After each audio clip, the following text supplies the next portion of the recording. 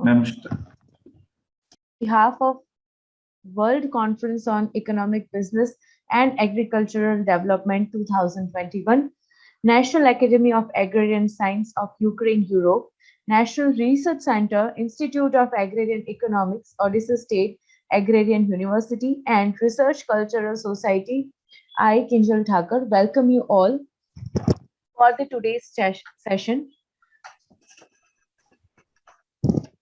I would like to give you objectives of the conferences.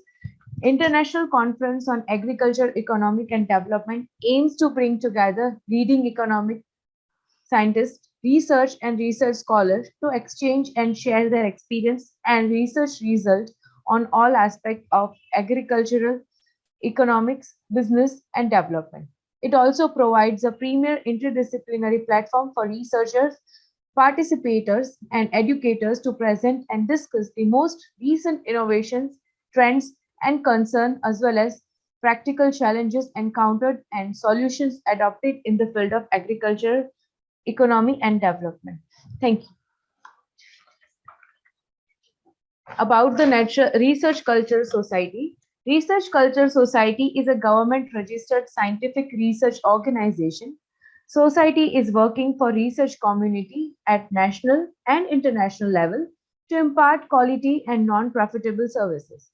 Society has successfully organized 100+ conferences, seminars, symposiums, and other educational programs at national and international level in association with different educational institutions. Educational institutions, colleges, universities are welcome for memorandum of understanding, for academic exchange, knowledge sharing, and collaboration to organize events with us. We are promoting and sponsoring educational events as well as publishing research work in collaboration. We also invite sponsorship from the industries, corporate, institutions, and government bodies for our educational program. Further, I would like to call my co-moderator, Nadia ma'am, to continue. Good morning, good afternoon to all, ladies and gentlemen. Let me introduce three main institutions which are the organizer of this conference. The National Academy of Agrarian Science of Ukraine started its activity as Ukrainian Academy of Agricultural Science on 22 May 1931. The Academy is a state scientific organization based on state ownership and uses the rights of self-government body that resides in collegial governance and its selectivity, self-determination of its structure and themes of research, solutions of scientific, organizational and personal issues, economic activities and implementation of international scientific communication grounding on the laws of Ukraine. The National Academy of Agrarian Science of Ukraine includes 6 departments: Department of Agrarian Economics and Land Relations, Veterinary Medicine Department, Department of Agriculture, Amelioration and Mechanization, Department of Animal Science, Department of Scientific Support of Innovation Development, Department of Plant Growing. The next main institution is the National Research Center, Institute of Agrarian Economics, which was established in 1956 under the name of the Ukrainian Research Institute of Economics and Organization of Agriculture. At the same time, the institute was to provide methodological assistance to agricultural economists from various agricultural research institutions and universities in conducting research in the field of economics and organization of agriculture, as well as in training scientific personnel. For today, the National Research Center, Institute of Agrarian Economics, is a leading institution in agricultural policy. Scientists of the Institute take an active part in the formation and implementation of agricultural policy in the state, legislative work in the commissions of the Verkhovna Rada of Ukraine, preparation of presidential decrees and government's resolutions. on more than 50 bills and decrees of the President of Ukraine, more than 20 resolutions of the Cabinet of Ministers and orders of ministers and departments have been developed with the participation of scientists. The next main institutions is Odessa State Agrarian University, Ukraine. Odessa State Agrarian University is an educational institution of the 4th level of accreditation subordinated to the Ministry of Education and Science of Ukraine, established on the basis of the Odessa Agricultural Institute, which was founded in the beginning of 1980. Beginning in 1980, training for agriculture and 3 departments: crop, social agronomy, and animal husbandry. In the late 30s, already had agronomic, viticultural, zootechnical, veterinary abilities, which maintained close business relations with many agricultural enterprises, many agricultural research institutions of our state. The university is now a leading educational and methodological and scientific center for training highly qualified personnel for various agricultural production areas of the southwestern Black Sea.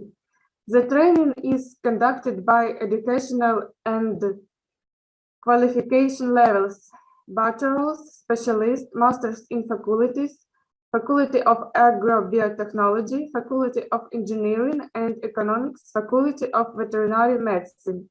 The university has a department for work with foreign citizens, which trains students at the preparatory department for admission to higher education and basic training at the faculties.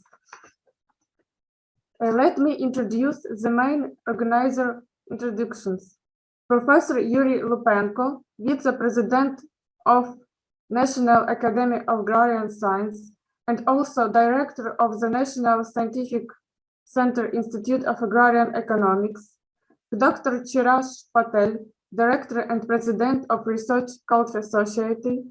Dr. Maxim Kropivko, Deputy Academic and Secretary of the Department of Agrarian Economics and Food of the National Academy of Agrarian Science of Ukraine, and Professor Broshkov Mikhailo, Rector, Doctor, Professor, Odessa State Agrarian University, Ukraine. And now I give my speech to the first moderator. Please, ma'am. Thank you, ma'am. So proceeding for the session, I would like to introduce the session's chairperson for this session 5, that is Dr. Larissa Malik, Head of Postgraduate School Department, PhD in Economy, National Scientific Center, Institute of Agrarian Economics. Dr. Kiran Sood, Associate Professor, Chitraka University, Faculty of Commerce, Punjab, India. And Dr. Snehal Kumar H. Mistry, Principal, Vidya Bharati Trust College of BBA, Umrak, Surat, Gujarat. Welcome to you all. And now I would like to introduce to the first keynote speaker of the event. Presenters, instructions for the presenters. Please keep your PPT presentation into your laptop PC and start from your PPT first and then start speaking. The first keynote speaker for this event is Professor Dr. Paresh Shah, alumnus of IIM Ahmedabad, Principal and Professor, Rai Business School, Rai University, Ahmedabad, India. Welcome to you, sir. Thank you very much, madam. Now, should I start, madam? Yes, sir. Share your PowerPoint and start the presentation. Very well-known research institutes of India, that is a Research Society of India, will be co-sponsoring to the Scientific Research Association.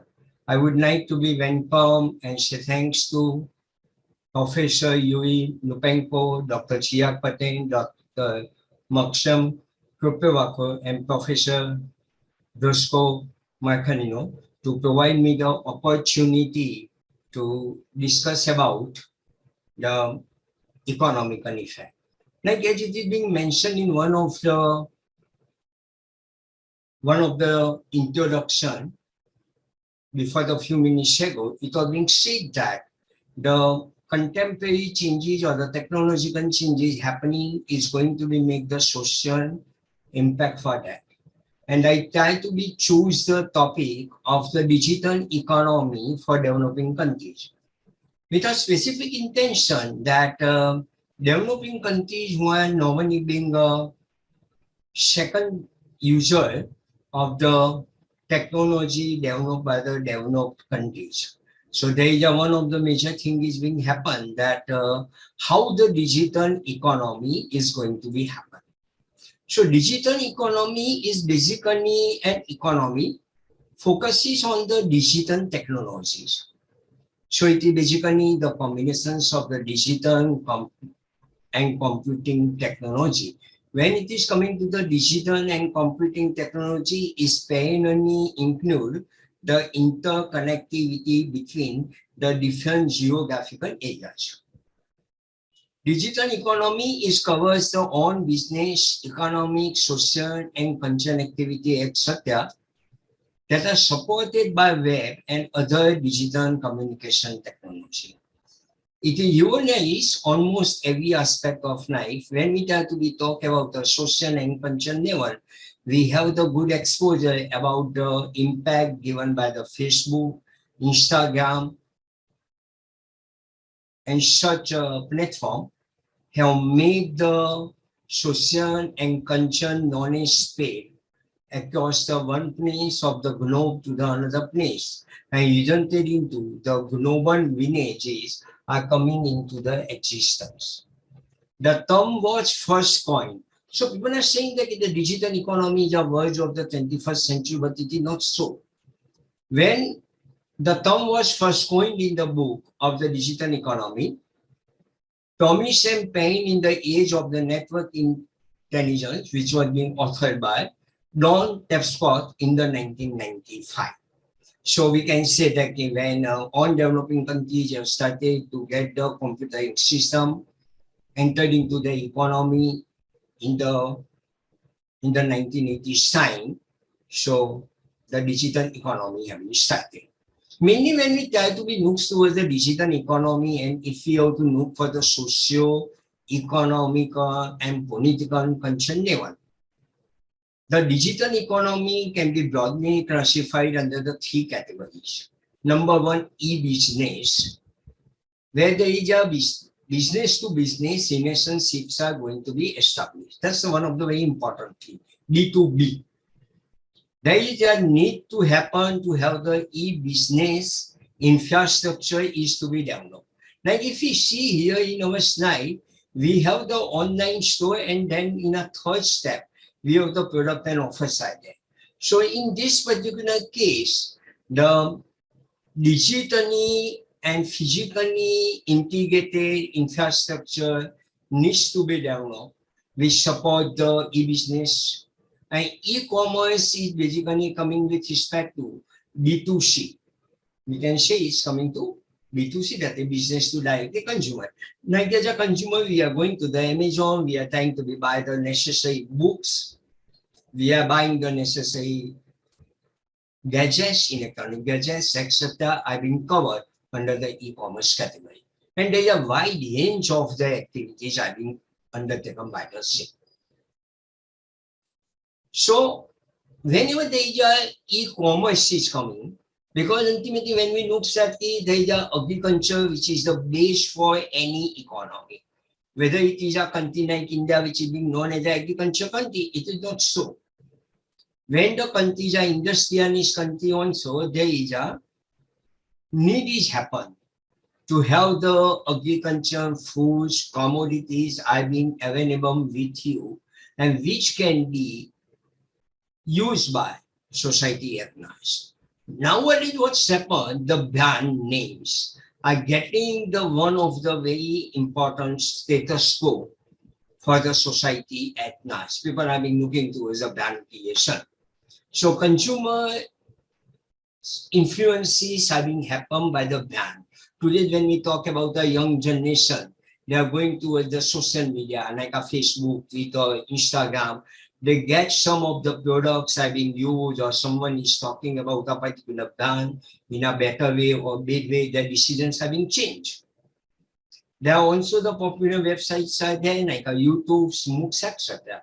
YouTube, we are aware that it is a DIY, do it yourself type of the some videos are being available, which is making the global citizen at large to understand that what are the new type of the development can be done, how can you use the certain wastages to convert into the usable life.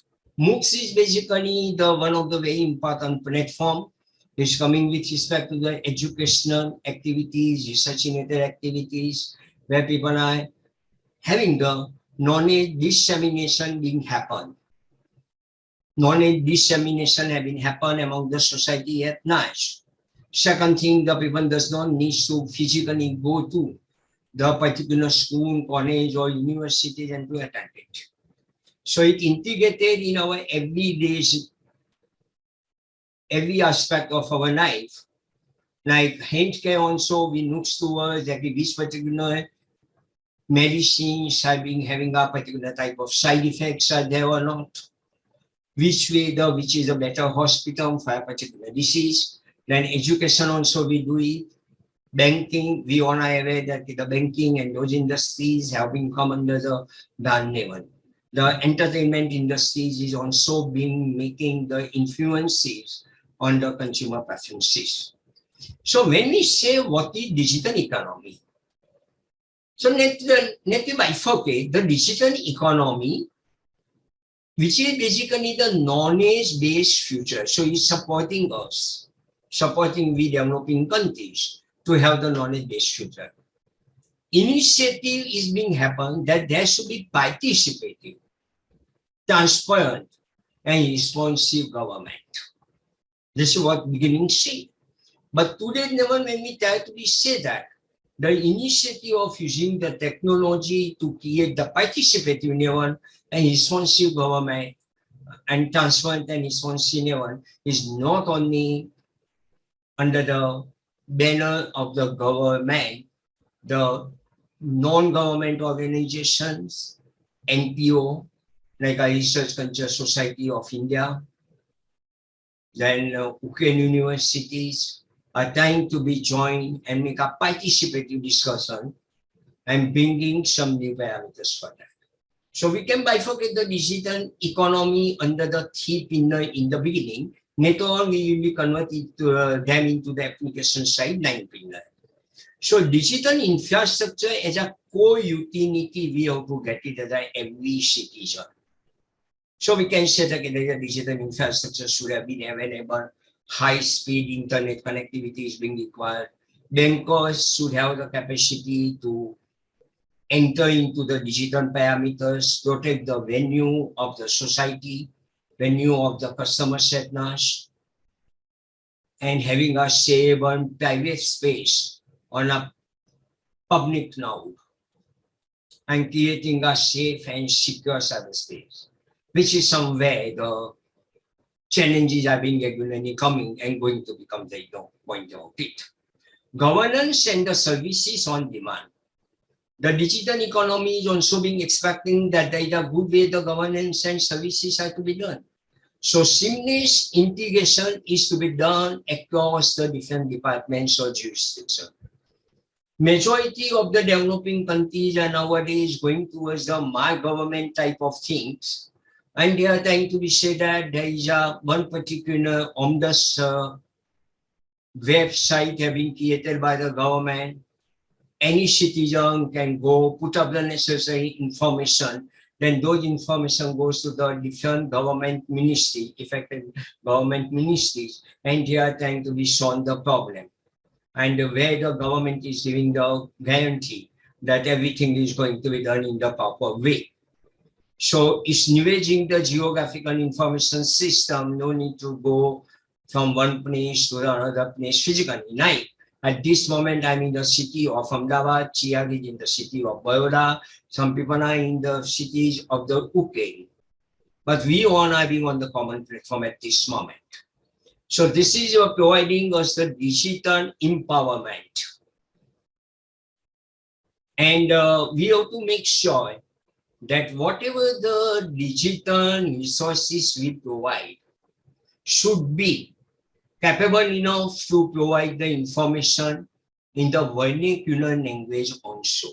So there is no need that everything should be in the English language. It should go to the vernacular language.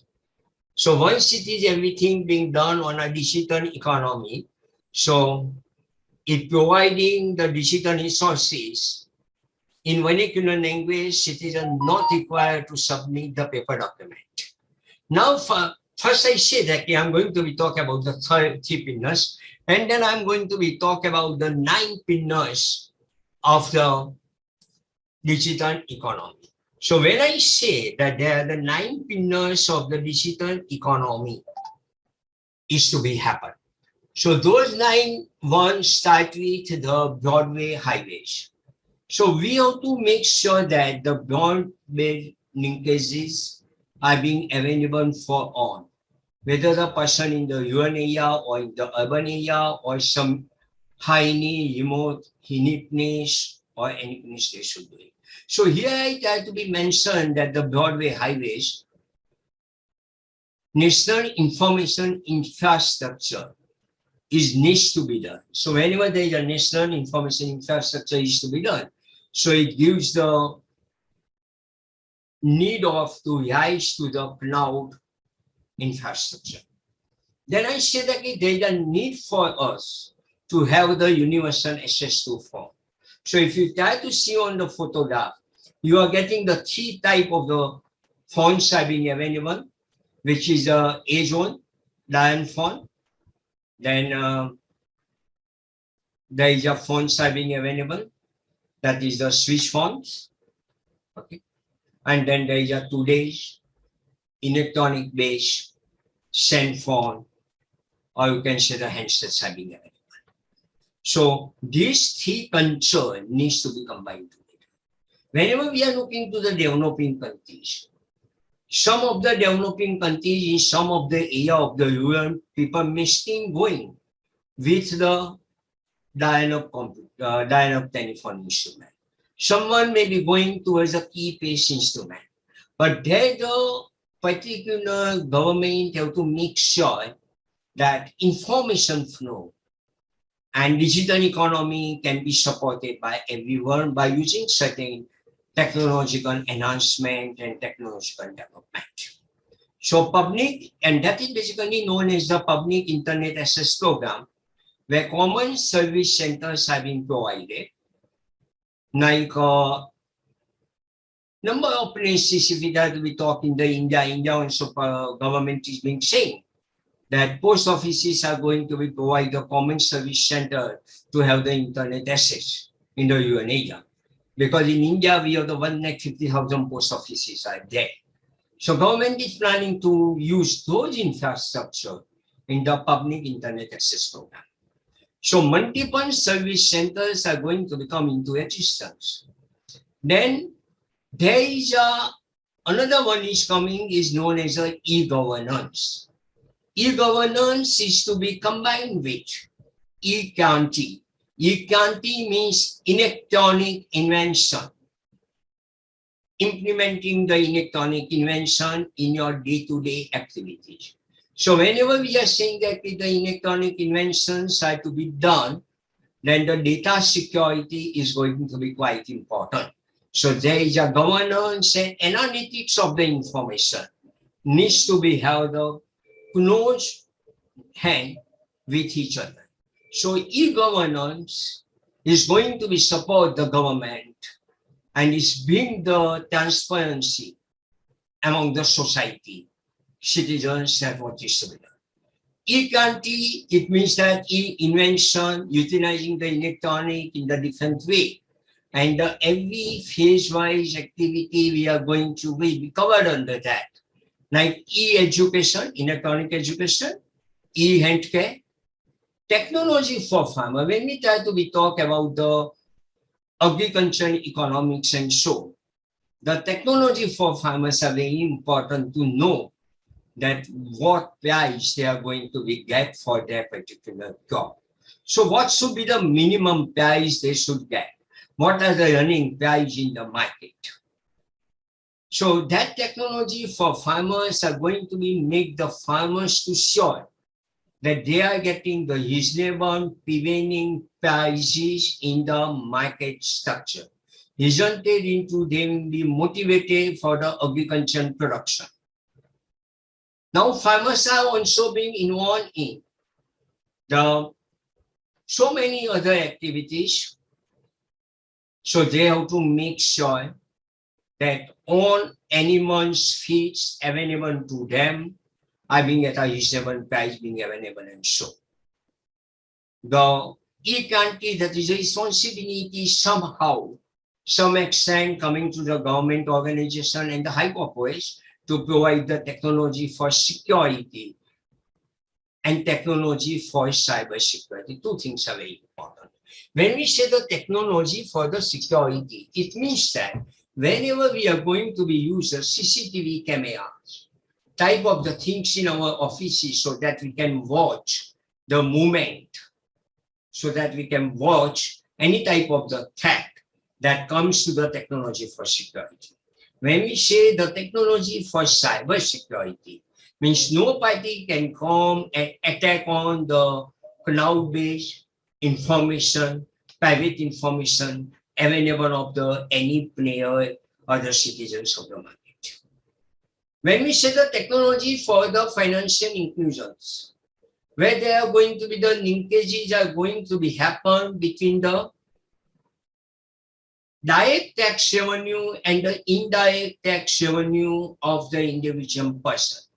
There are going to be the financial inclusion have been done in such a way that every buyer is going to be buy the commodity, then whatever input tax they pay, they get the credit of the same. So what happened? That buyer is going to be asked for the purchase bill to prove that what is the amount he has to claim from the another taxes to be paid, so the next tax to be paid. So this is going to be resulted into this financial inclusion resulted into all financial sectors are going to be closely monitored, including the government authorities, so that there is going to be the removal of the black money is going to be possible. Technology for the justice is to be done. Like at this moment, government of India is also been planning to say that we are going to be have the e-technology being available for like the e-justice, e-court, e-appeal, and those type of the things are coming where the technologies are going to be used. So all developing countries have to make sure that in today's scenario and coming up scenario, the paperless offices, maybe including of the government offices should have been paperless, and it should be somewhere protecting the environment too. Next one is coming that there should be the information should be available for on paper. So there is an open data platform. Like when we try to be talk as an academician, the research get academia, PubNote, everything is an open data form. And Elsewhere, Scopus, you can have the chance to go to the open data form, you can go to the open journal, and you can have the idea about the literature study past done. There should be the engagement to be done through the social media. So social media like a Facebook and those are going to be passed on the certain information. WhatsApp is going to be passed on the information. Telegram is going to be passed on the information. So social media is going to be bring the information available from one corner to the another corner. My government, so government is going to be create should create one of the portal like a my government, where individual person can put up their voice, their any type of the non-acceptable parameters, their complaint, they can put it. And then respective authorities will transfer it to the different department to solve it. This is going to be resulted into the within the certain time individual person will get the job, get the answer for his query, and he don't have to move here to there for the at a physical message. Online messages have been done. That is what we have been using the emails and SMS, etc. And then to bring. Today, when we say that there are people are being worked from home, is one of the parameters have been started because of the COVID-19. Or when we try to go to the government offices, there the officers are being present. So both place somewhere, the developing countries have to make biometric attendance system. So it gives the clarity that person is working from the home and he's being dedicated for the respective work. And he does not make it. Another thing we have been talking specifically, that there should be the fairness design and production is to be done. When we say the fairness designing and production means outsourcing the basic input need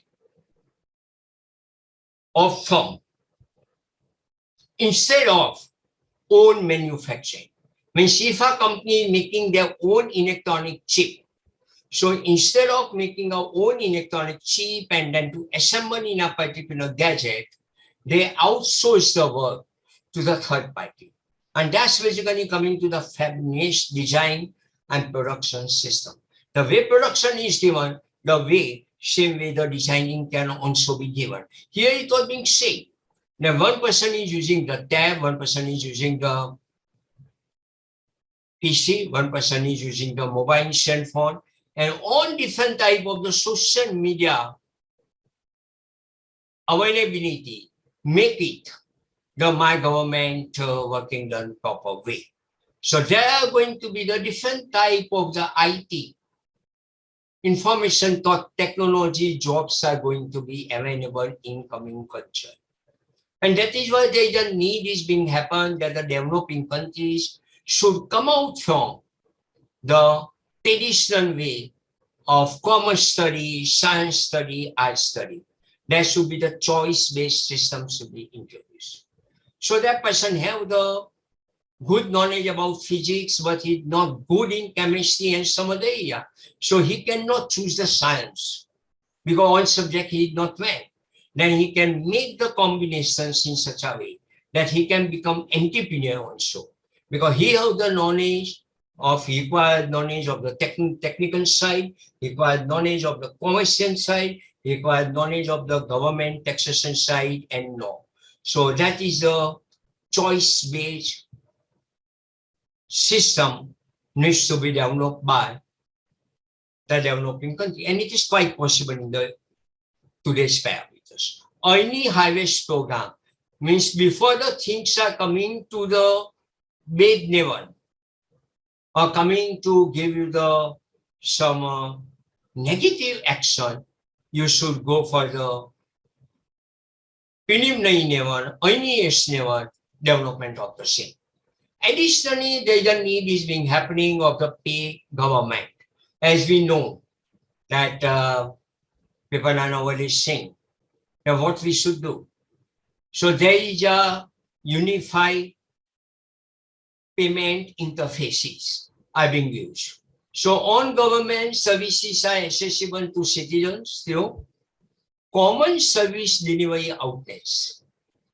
Common service delivery outlets. It ensures the efficiency, transparency, and reliability of such service at affordable cost. As we know, whenever we give some order to the Amazon or so, we are getting the tracking number and it continuously gives us the information.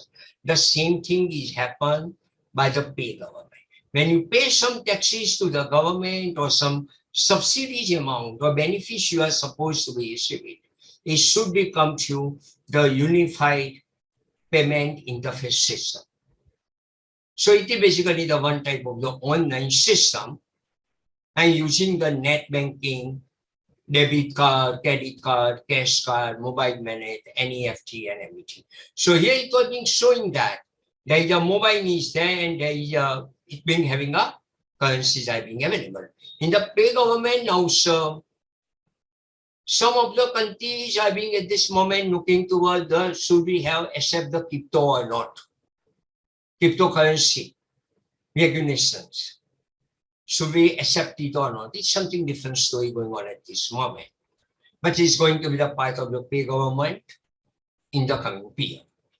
Next, the government should make sure that every citizen's record with respect to his ethical behavior or criminal records, his unnecessary important documents should have been available in DigiLocker, so that citizens when move within the country or outside the country, go for any remote place, and he can have the capacity to provide his genuineness, his citizenship, etc. So help citizens to digitally store the important documents, and that's a digital locker. And normally we are talking it as a DigiLocker. Help citizens to digitally store their important documents like social security card, passport, mark sheets, and degree certificates. Provide secure access to the government issued document. It means that there are going to be the licenses are there. Like such type of government issue, that is driving license also, being secure access being available. Any minister use of the physical documents enables the sharing of the verified electronic document across the government agency. So the one agency can have the access to a DigiLocker, but they don't have the capacity to edit something, remove something. Such type of the parameters should be secured by the 9 pillars of the digital economy. That no people can view it, but people cannot edit it. People cannot delete it. So a dedicated personal storage space in the cloud to citizens, and that cloud number should be secured with a citizen's secure social security number. Reduce the administrative overheads of government. So naturally, when there is no need of a paper documents, there is no need that the individual people or the individual citizens are going to become to the offices of the government. Resulted into the paperwork is going to be quite less. Number two, the administrative overhead staff requirement to do the physical activities are going to be reduced. So it is the services, citizens are issued the services by saving time and effort. As the documents will now be available anytime, anywhere, and which can be stored electronically by them. Then specifically, I come to the point of the India. This is what generally people are doing. The ETA is basically the electronic transaction aggregation and analysis layer. It is the web portal have been developed by the government of India specifically for dissemination of e-transaction statistics. Means how many even e-transaction statistics have been happened over the period at a national level or state level for each and every government projects being come into existence. How the people are being working on that. That is a mission mode. Every mission has been established by government of India. And they do it.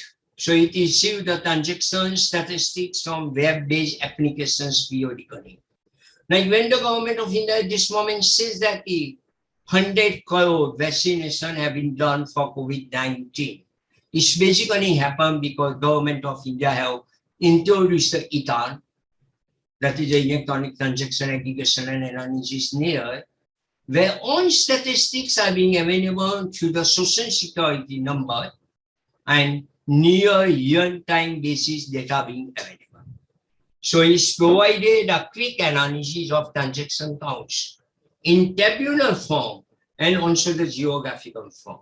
So at every district-wise, every city-wise, how many COVID vaccinations have been done, who have been lacking, who have been doing a better way, such type of the e-governance projects are being available. So it promotes the handy competitions about the state and union territories, departments, and for each and every government initiative, it is being done. So Government of India have also introduced for that one of the parameters of National Digital Literacy Mission. So some of the developing countries can take this view and they can understand the scholarly processes done by India. Very categorically, we're making the one person in every family digitally native. This is what the government is thinking to bring it. So there are the two levels of trainings are being provided by the Government of India. Appreciation of digital literacy, citizens will be trained to operate digital devices like mobile phone, tablet, send and receive the emails, etc. Then there are going to be the basics of digital literacy will be provided so that they can effectively access to the all e-governance services. So it's the ability of the individual and communities to understand and use the digital technologies for meaningful action. The benefits of the digital economy, I'm speedily moving it as the time going away. It is going to be support to remove the black money. In turn, it's going to be increase the government revenue because I only mentioned that there is an input tax credit would be available so that there is a chances of the black money reduce so that government revenue will increase. It's empower the people to work by sitting at home. E-governance being supported is also create the new jobs. Ample of the jobs can be available. Like person can outsource their activities, like what I said already, the fabulous activities can be started and people can, develop countries can provide the jobs to the developing countries as work from home. Digital verification of the documents can be done and digital identification of the end users will be happen. Paul Goodman have said that it is humanized almost every aspect of people's life. American College says that we have to become a people unable to comprehend the technology we invent. This is what it has to be talked on the negative side. So technology is fun, but we can join in our technology. And the fog of information can drive out our knowledge. So there's so much information is available, and then you come to the very negative parameters. And information validations is coming to the problem. Edue, it means negativity, or we can say that the questions we have to take on the implementation of the digital economy parameters. Information is going to be manipulated somewhere if the proper security not provided. Data security is important. The negativity of the digital economy is that there is a crime can be happen, funds can be transferred and can be used for terrorism support, and that is why the cryptocurrency is in the question mark. Complexity will be involved in that. Privacy to be concerned. We have to look over the privacy maintenance, and people are socially getting the disconnect in real term. This is one of the very important negativity. Another negativity, work will be overloaded after the office hours also, on the holiday also. There may be some SMS, email, WhatsApp, or certain electronic messages being put you into working level. Digital media manipulation is being done to get some person benefit by a particular group of person or the person. They pass on the wrong information. Job insecurity is very importantly happen when the person is taking a name from the office by taking some argument, and then on the social media, the another same moment another information is being available. Job insecurity is coming because if the people is not keeping the pace with the change in the technology, and that their job is coming. Plagiarism is a major problem is happening. Anonymity and the fake people. Certain people are creating fake account on the Facebook, Instagram, and then manipulate it and use it for the non-social, non-ethical activities. And people are having the over-reliance on gadgets. Data, media, photographs, everything have been stored in on different gadgets they have, so that they are not in a position to retrieve the data at a particular point of time. Or if some of the gadgets are being stolen or something have been happened, data, photographs get misused by them. People are coming to the addiction. Depersonalized Wi-Fi have been happened. Like we know that one particular company can use the drone with a specific intention to enter into the another country boundary, cross the line of control, do some drone-based attack. So that is the depersonalized, without person. The Wi-Fi can be happen. I only say organization and storage of the information. You require so many documents with you to do it. Longevity. Now on e-gadgets are using the longevity. We don't know after some time how much cloud computing cloud is going to be capable to store the data from across the globe. And social annihilation will be done. So depersonalized Wi-Fi, max speech, and Homo Faber have very nicely created and said in the 1957 that technology is the neck of so changing the world that we don't have to experience it. So what's going to happen? Diurnal sky, remote dawn, everything. Loneliness and the neck of human contact. There is a people are being in the contact, they can say that they are the 5,000 friends on the Facebook. But in real terms, there may be one or two. So with our flesh and blood persons have become increasingly common. So loneliness being increasing, and that is until into somewhere the level of the suicide, depression, etc. are also being increased. I hope that this has made my point very clear that whenever the developing countries are trying to be introduce the parameters, what they should do and what are the care have been taken. I've taken some parameters on a general global base, and 2-3 parameters I specifically talked that how India have achieved it in the last 5 to 6 years time. Thank you very much, friends. Any question? Anyone who want, they can contact me to have the further arguments, because I'm basically the finance man, but my more area is of a socio-economics. And that is the way I have been involved.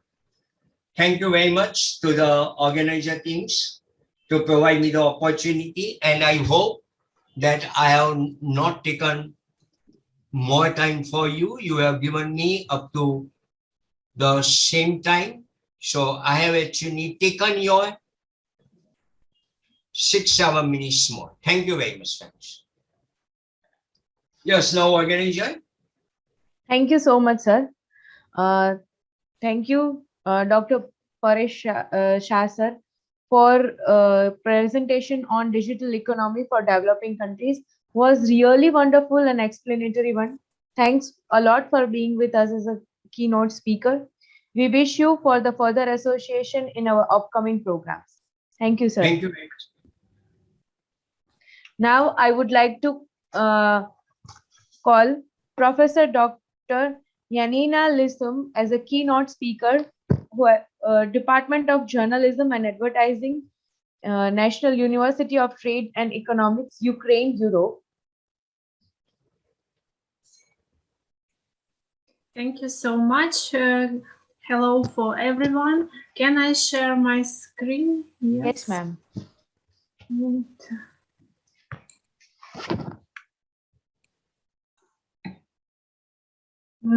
Thank you so much for everyone, for all our participants of this conference, and many thanks to National Research Culture Society for this opportunity to come together and organize and participate in this great conference, World Conference of Economic, Business and Agriculture Development. And today we have a lot of participants from Ukraine, different universities, and I would like to tell a little about some short information about my university, because my speech will I will speak about also digital, like our previous speaker, professor from India. I have also the same topic of my presentation, and especially my university named economic trade and economic as our topic of our conference, and I'm from the Department of Journalism and Advertising. Advertising, like main part of Ecommerce and all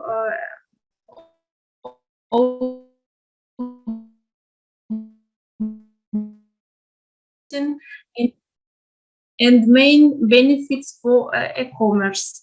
And of course, I will tell about some data, some numbers of different countries, but for and many thanks for our first speaker at the same topic of presentation. And social media is a core of strategic for brands and businesses of all sizes. And of course, main trend now in condition of COVID-19 is the fact of changing consumer behavior, and social media platforms and new platforms evolve and become more popular. That's why e-commerce and social media marketing are currently the points of focus in all businesses process today.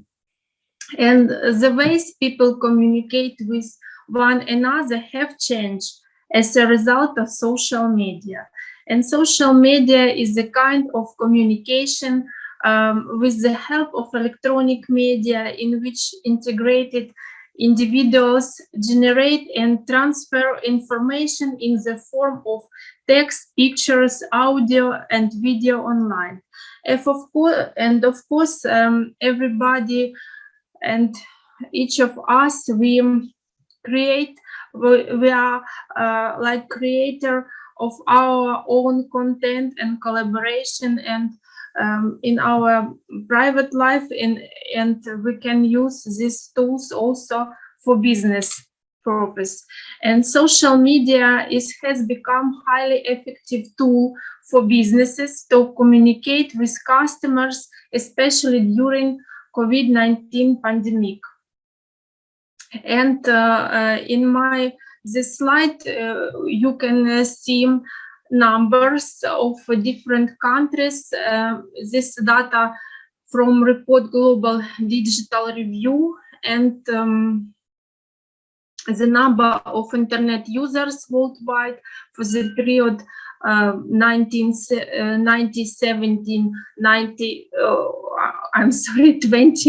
2017, 21 increased more than 80%. And in this table, you can see the number of different countries and total. Of course, countries have different population, and United Kingdom 68 million, Poland almost like Ukraine, Poland 37 millions, Ukraine 43 millions, and Turkey is not far from Ukraine. That's why I also put this information, but double population that Ukraine, 84 millions. And we can see that internet users like percent of total population in United Kingdom 65%, in Poland 31%, Ukraine 28%, Turkey 65%. A lot of population use internet, we know this, and use social media. Social media also very popular. In the next table, the same information, but about different countries and other countries, Arab countries in North Africa, Tunis, Morocco, Egypt, Libya, Algeria, and the different total population, more biggest population in Egypt we can see, and also a lot of people use social media and internet.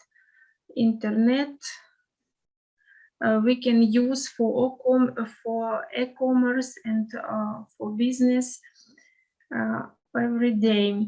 And the next table, we can analyze e-commerce penetration for period 2017-2021. And in European countries, e-commerce penetration is bigger. In United Kingdom, 85% of all operation, Poland 82%, Ukraine not big, Ukraine about 30%, Turkey about 75% of e-commerce penetration, number of purchases with total population. And about what can I tell about Arab countries? I can't find official statistics in some countries. That's why I can see that in Morocco, this indicator in 2021 was 53%, in Egypt 56% e-commerce numbers. And of course, for doing e-commerce, we need to download, we need to install some tools, and we can see in this slide top countries by e-commerce downloads in 2019, and the leader countries we can see: India, Brazil, China, USA, Russia, Indonesia, Mexico, Turkey, Germany, and France. Not big indicator, not higher indicator, but India is leader in this trends in 2019. And the next slides almost the same indicator, but in 2020, e-commerce growth score by country, and we can see that the leader country, the situation has changed because of COVID, and we understand that different countries have have their specific business environment, political aspects, law protection, and quality of life, and that's why we have such different trends on this slide. And the leader country in e-commerce is South Korea, Egypt, China, United States, and India in the middle, because we have a lot of participants from India now conference are also talking about this country. Turkey, Italy, Malaysia, this country we can see on this slide. And of course, we using Amazon like platform, and a lot of e-commerce operation and transaction deals with Black Friday, like everybody make their shopping. And in this slide we can see top e-commerce apps by worldwide downloads from during 3 years. Yes, and we can see which apps we use. Amazon, AliExpress, OLX in Ukraine is very popular. Yes, we use all these apps for e-commerce. And top market: Brasilia, India, Russia, China, Indonesia, and United States. And of course, we can see the trends has changed, depend of months, depend of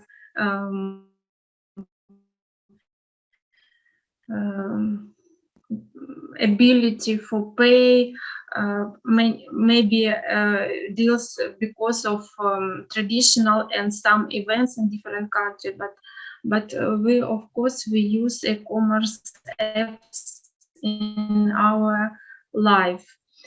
And in this table we can see online purchases or pay bills online for the period 2020-2021, and also such countries as United Kingdom, Poland, Ukraine, Turkey, and pay bills online in European country, 80% in United Kingdom, Poland 64%, Ukraine about 30%, Turkey 36%, and Arab countries in North Africa have not such a higher indicator, and Libya about 21% of pay bills online. And also, as our previous speaker told about benefits of digital and benefits of digital economy, we can understand in this table types of social media and benefits for business. And type of social media which we can use: social networks first, to media sharing networks, 3 discussion forum for bookmaking and content networks, consumer review networks, blogging, interest-based networks, social shopping, sharing economy networks, and we have different kind of population, different area of businesses, and that's why we need to use a different type of social media. And of course, the main reason for using is connect with people for business purpose, Of course, the main reason, share news, share information about sales, for finding new business partners. Everything is very useful for all of us. Even on this conference, we can organize and find each other online. It's great. And in my next slide, I would like to represent social media audience overview in 2021. And the type of social media we use: Facebook, YouTube, Instagram, Facebook Messenger, LinkedIn, Twitter, Snapchat. And different countries have different trends. But most popular, we can understand that more popular Facebook, YouTube, Instagram is for sharing photos and visual content, and Facebook we can share different types of content. And with mobile e-commerce growth projected to steadily continue, advertisers and markets should look for opportunities to acquire new users and to do everything for get their user loyalty, because user loyalty is the main reason to stay with your company, to buy your products, to make comments, and everything this helps to improve, to increase your business, to develop your business. And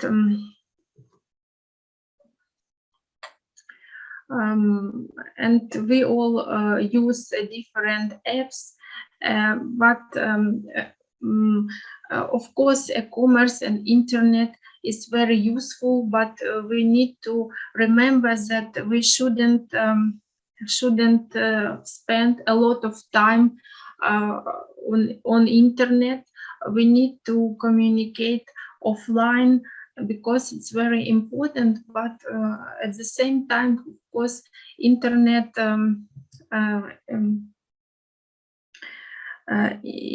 internet information, internet media is very useful, and we need to remember about quality of content and all these aspects.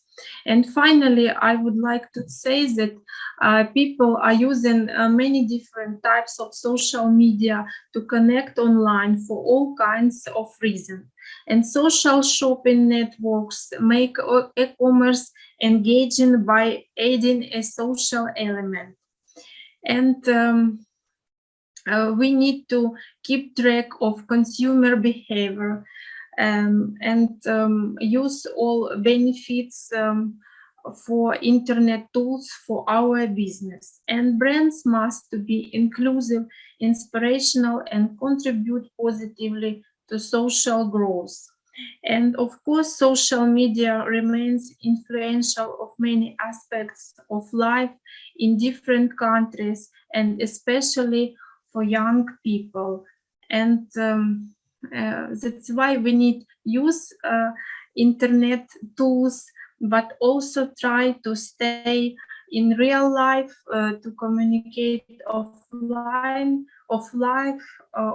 if it's possible in our pandemic time. Thank you so much for your attention. Thank you so much. Hello.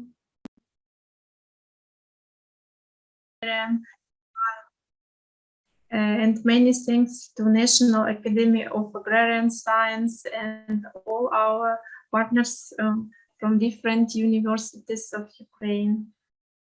Thank you so much. Thank you so much, ma'am, for your valuable presentation. It was really excellent. And thank you for your presence. We will move further a recorded video from Vaishak PK. The title is Investigating Financial Stress and Analysis of uh, Financial Stress Among the Adults. I am the session chair of this presentation. Welcome to the presentation of my research paper titled as Economic Impact of Microfinance-Based Self-Help Groups on Indian Economy. Introduction.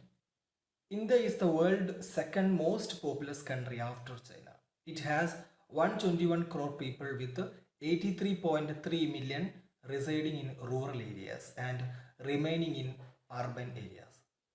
The 22% of population lives below poverty level.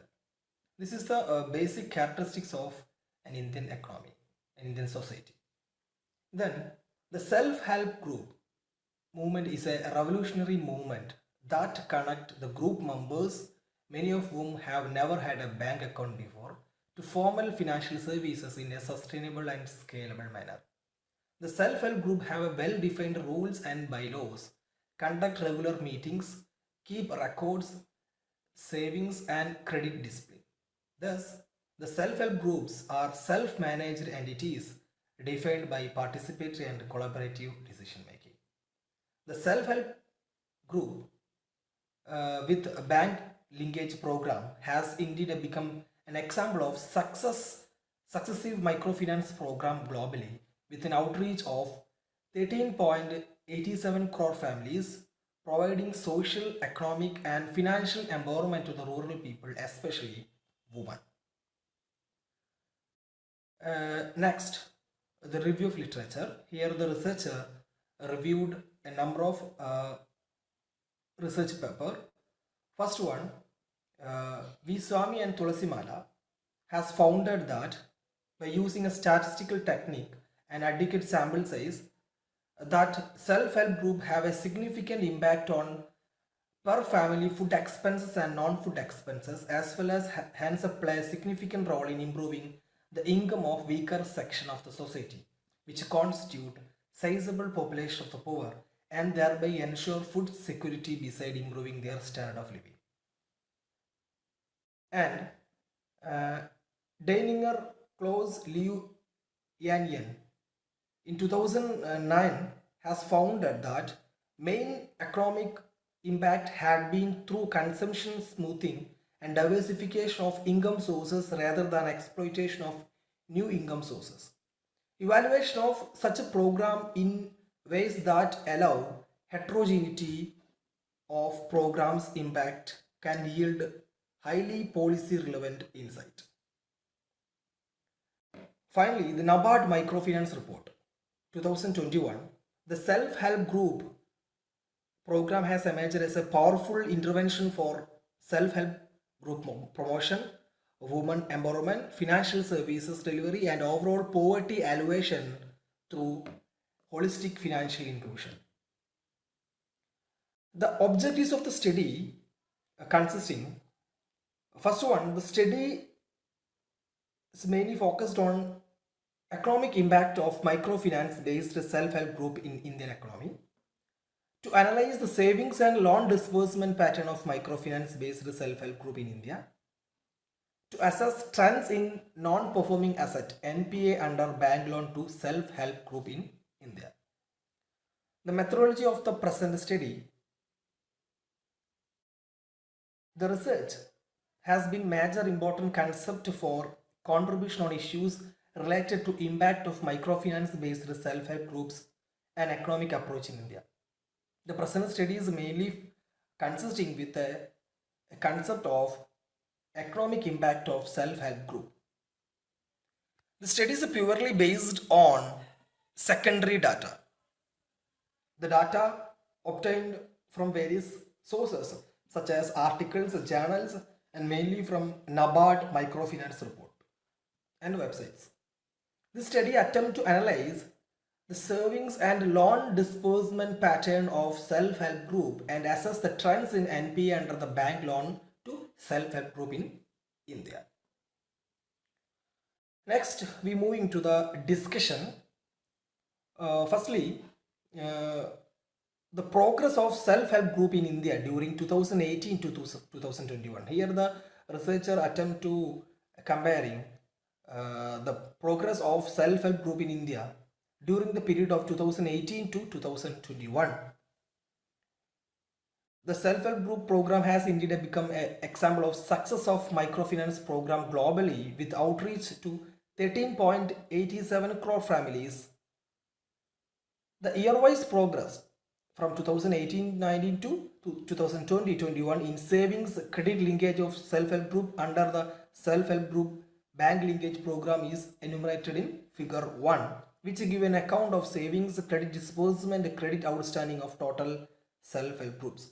The figure 1 clearly exhibit that the number of self-help group with the savings linkage program, amount of savings outstanding, the number of self-help groups avail loans during the year, the amount of loan disbursed during the year, the number of self-help group with loan outstanding, the amount of total loan outstanding. The progress of savings linkage of self-help group with bank during the period of 2018 to 2021. The table 1 provide the region-wise performance of savings linkage of self-help group in terms of absolute numbers. During 2020-21, bank have reported an addition of 9.8 lakh savings linked self-help group at all India level, registering a growth of 9.5% compared to 2.3 in 2019 and 20. The region-wise comparative data reveals that in terms of number of self-help group savings linked with bank, a positive growth was registered across all regions during 2020-21. So here the researcher attempt to give a progress of savings of self-help group with the bank by a region wise. The total India is divided into 6 parts, 6 regions: northern region, northeastern region, eastern region, central region, western region, and southern region, and give the details of number of self-help group and total savings amount in the year 2018 to 19, 2019 20, 2020 21. Among the regions, central region registered the highest growth of 19%, whereas the western region registered the lowest growth of 5%. The 6 states and union territories, Uttarakhand, Nagaland, Chandigarh, New Delhi, Karnataka, Daman and Diu registered a negative growth. So here the 6 state and union territories, that is Uttarakhand, Nagaland, Chandigarh, New Delhi, Karnataka, Daman and Diu registered a negative growth. As many as 19 state and union territories, that is Chandigarh, Madhya Pradesh, Andaman and Nicobar, Bihar, Odisha, Arunachal Pradesh, Assam, Manipur, Meghalaya, Mizoram, Tripura, Haryana, Jammu and Kashmir, Punjab, Andhra Pradesh, Lakshadweep, Puducherry, Telangana and Gujarat registered the growth rate higher than the all India average. In terms of savings amount, the northern region had the highest growth of 193% growth, followed by western region 85%, northern region 73%, southern region 45%, central region 24%, and lowest growth of 17% was registered by the eastern region. Credit disbursement status by the bank, the figure 2 clearly disclosed that the credit disbursement status progress of the self-help group. Here the statistics reveal that during 2019 to 20 there was a sharp increase, and in the year 2020 to 21 the credit linkage returned to 2018 to 2019 level. Okay, here also the data given in regions. Finally, we moving to the non-performing asset status of the self-help group. The non-performing asset under bank loan to self-help group as on 31 March 2021 were 4.73% as compared to 4.92% as on 31st March 2020. The decrease in NPAs is also seen across the region except Eastern region. The NPS decreased is seen across all the region except Eastern region, where it has very marginally gone up. The absolute level of non-performing asset has also declined from 5,321.70 crore in 2019 to 20 to 4,889.21 crore in 2020 to 21, which is a welcome change from last year. This trend is also seen in regions except North, Eastern and Eastern region. Finally, the conclusion. With the success of NABARD supported microfinance based self-help group, the progress made by NRLM in supporting self-help groups, and with the role of microfinance institutions, the country now has a cumulative outreach of over 138 million poor families under self-help group program. The next logical step is to consolidate this gain in terms of social capital and initiate action to develop a self-reliant sector contributing to the country economic growth in the coming years. However, in order to achieve this, it is pertinent to understand and address the major challenges that the sector is facing, and also to understand the economic impact of the microfinance. The credit absorption capacity of self-help groups and also availability of per member credit remain at a quite low level. So besides, with multiple institutional players such as SFP, NRLM, SIDBI, Mudra and others operating in the microfinance field, the program architecture must be revisited for better alignment of objectives and foregoing strategic partnership. Here the researcher give a list of references used for the budget. The government has already announced so many stimulus packages for the revival of Indian banking sector. So that was a great topic that we were listening to, the economic impact of microfinance-based self-help groups on Indian economy. Is there any question from the audience side? Awareness in Indonesian elementary schools. So can we see the presentation? Okay, thank you. With Ferry Ramuzaki from Faculty of Education, Universitas Malang. Okay, the first question is why climate change? According to UNESCO,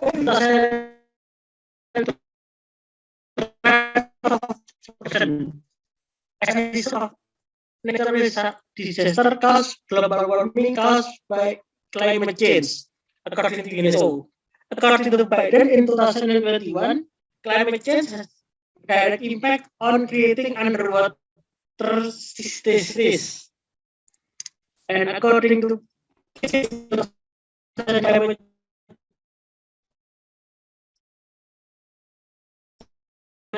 Indonesia. So, is there any question from the audience side?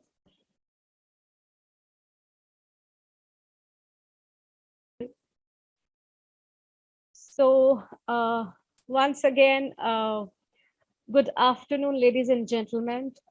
We are at this third day of this international conference, World Conference on Economic, Business and Agricultural Development, jointly organized by National Academy of Agrarian Sciences of Ukraine, Europe, National Research Center, Institute of Agrarian Economics, Odisha State Agrarian University, and of course, Research Cultural Society, and sponsored by Scientific Research Association. So I believe that during these 3 days, all of us have obtained a fruitful discussion. We have learned a lot from the keynote sessions delivered by the amazing keynote speakers. I would like to highlight some of the catchy points when I was listening to none other than a great speaker, that is Professor Shah, alumnus of IIM Ahmedabad, Sir has beautifully highlighted the point, basically the components of digital economy, digital literacy to the next level, the point related to e-kranti, e-governance, that was really a great point, very relevant or the need of the hour. And there was one line which was beautifully stated by Sir, that is making one person in every family digitally literate. So that is the need of the hour. Somewhere we can take today's example. We are communicating each other. We people are sitting at different places across the world. And through this digital revolution, how we are communicating while sitting at our comfortable zones. So that is just because of this digital revolution. So thanks to this digital revolution, and that has become the need of the hour, and there is no doubt about it. Moving on to the another presentation by today's great keynote speaker, that is none other than Professor Dr. Yanina, and the topic of her presentation was social media marketing. That is again somehow related to the digital requirement, the digital economy, very beautifully stated, very well quoted the relevance points. So that was really wonderful presentation by both of the speakers. And then we had three great presentations by our participants, starting from investigating financial distress, where the point related to financial distress among adults were beautifully highlighted, and then the impact of microfinance based self-help groups on Indian economy. As I already told you, the problem of bad loans which is the Indian economy is suffering from, that was again expressed. And the final presentation by Farrell on the topic of climate change awareness in Indonesian elementary schools. So this is how we moved further, and where we had great presentations by the speakers as well as by the participants. So I would like to thank all the committee members for organizing such kind of conferences, and we would like to expect that we will definitely be a part of these conferences in the future ahead. And yes, of course, I would also like to apologize for any kind of inconvenience caused due to technical issues during this 3 days conference.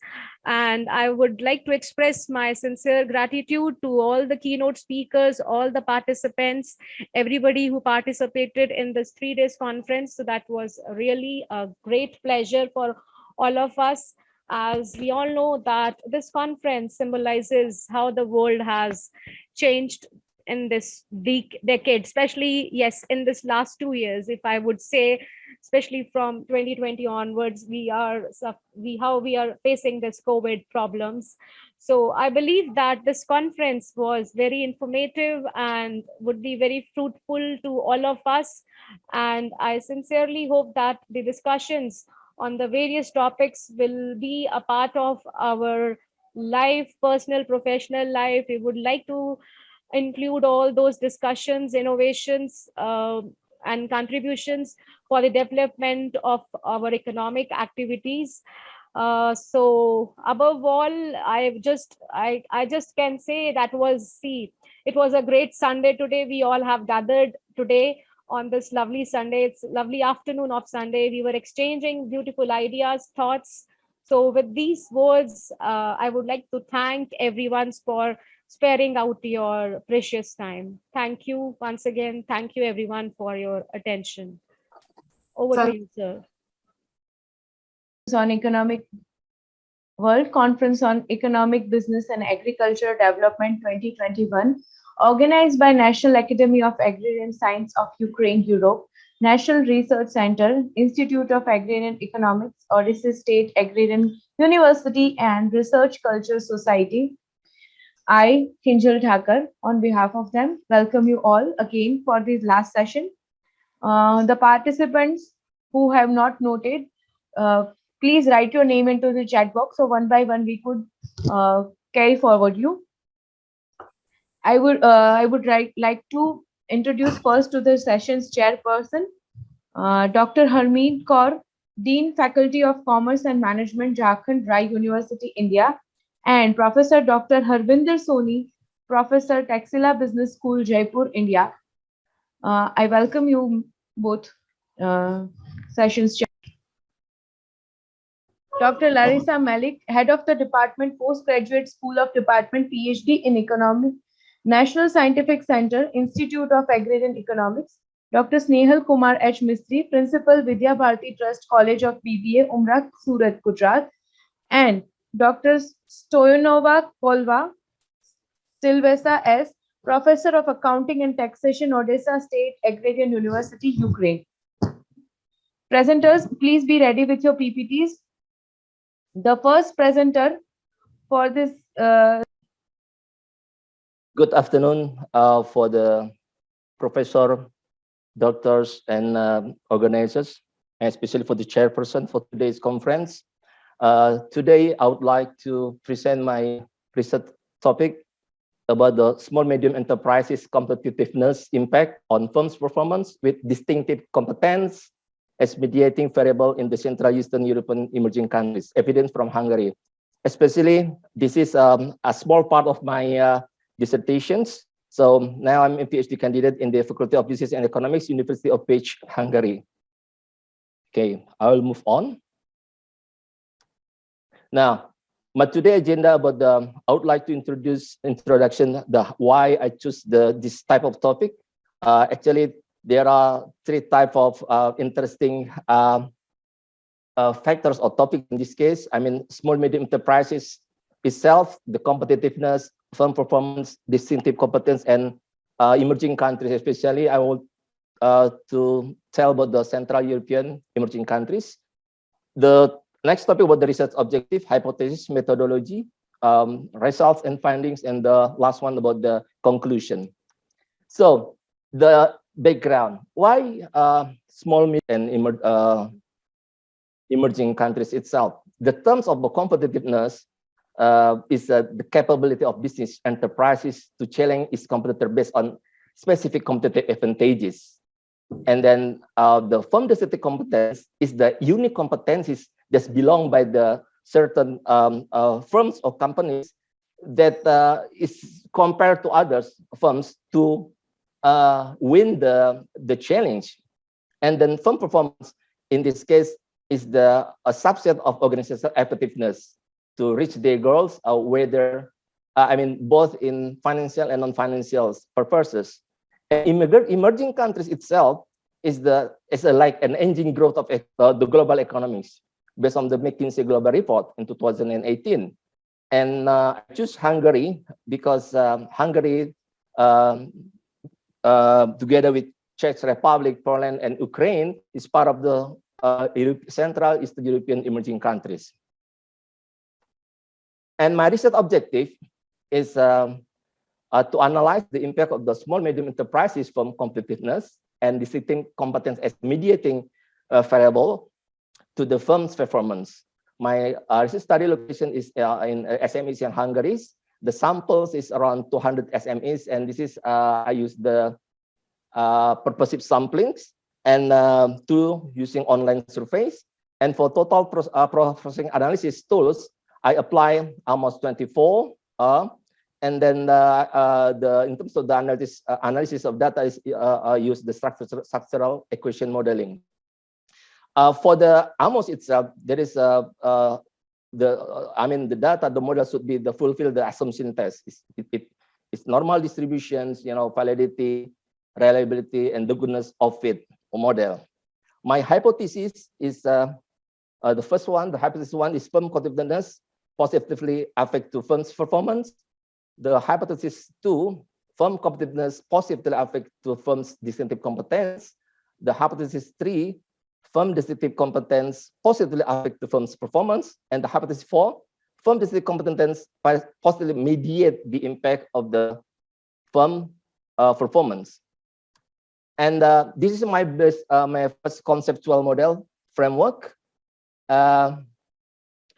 Originally, the firm competitiveness as independent variables, and you can see this. There are 10 dimensions. There are 10 dimensions here. From WCEBAD, I put there are 10 dimensions from the human capitals, product competitions, domestic market networks, until the online presence. And in this case, if you see this one, distinctive competence as the mediating variables, have a four dimensions. It means consists of firm capability, customer visibility, superiority to compete limited.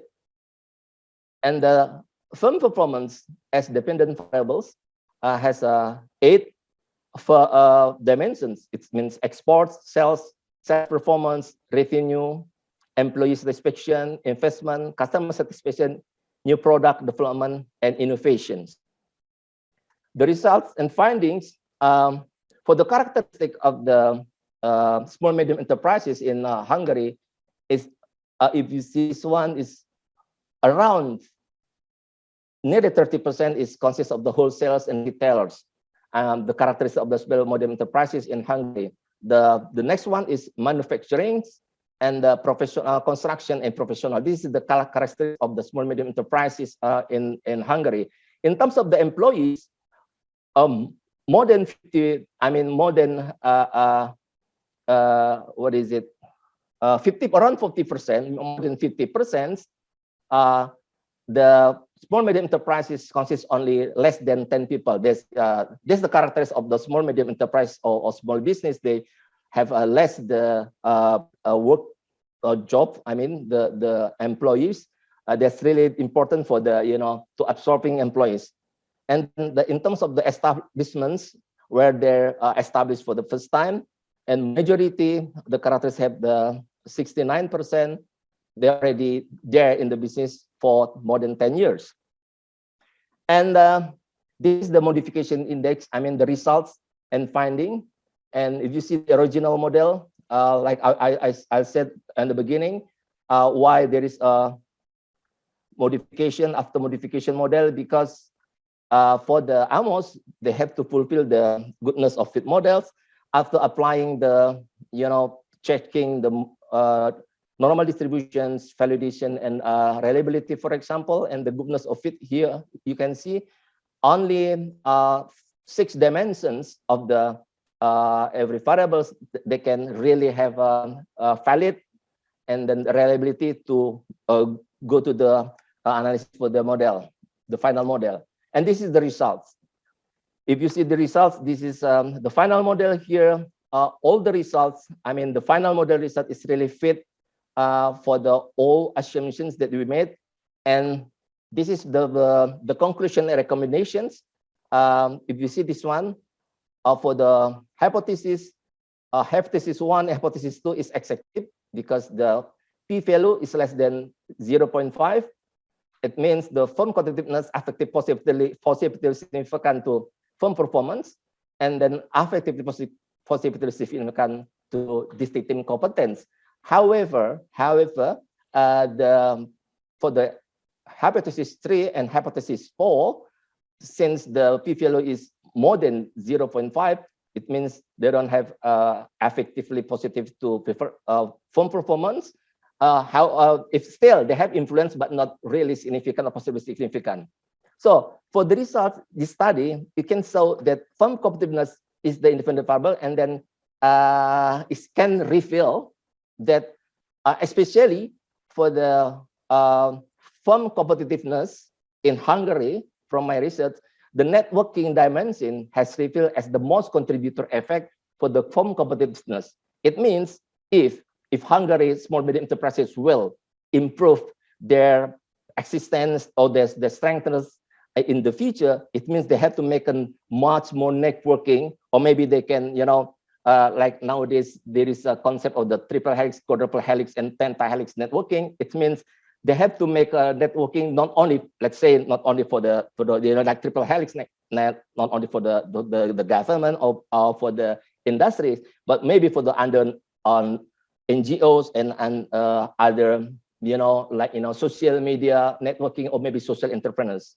Okay, that's it, my presentation. Thank you for your kind and for your participant. Thank you.